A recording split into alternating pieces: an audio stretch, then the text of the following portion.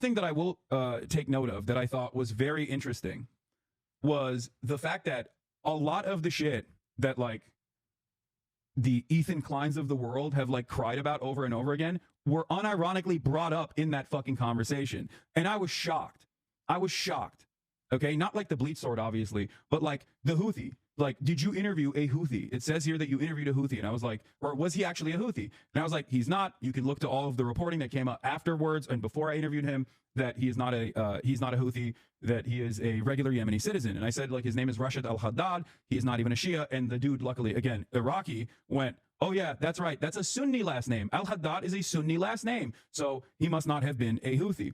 And the very fact that that was like a point of contention that could have fucking gotten me arrested is insane. And I genuinely in that moment was thinking like, these fucking dumbass slop tubers are actually playing with fucking fire. And I even thought about not even mentioning this because I was like, I don't want to give them any sort of like power over the situation.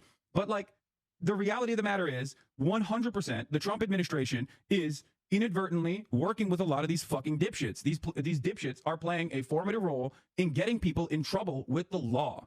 Okay, that is literally the case. It was shocking that that was the case, but it is the case. And it's actually very frustrating that that is the case, that this administration doesn't care. That's why they work with Beitar. That's why they work with all these other fucking insane groups.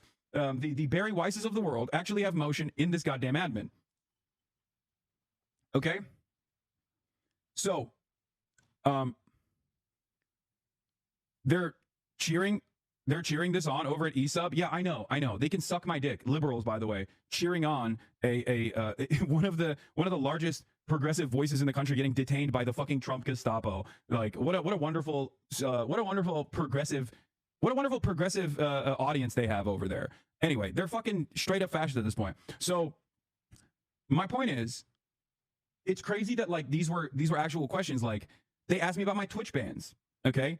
And I talked about blowback. I talked about how, I said America deserved 9/11 and it was misconstrued. I do have sometimes, I use hyperbolic language and it gets taken out of context or whatever. And he agreed with the blowback sentiment in terms of like the 9/11 stuff. You're dumb. Yeah, no, I told him that. I was like, yeah, they asked me about my fucking Twitch bans, chat. It's not even a joke.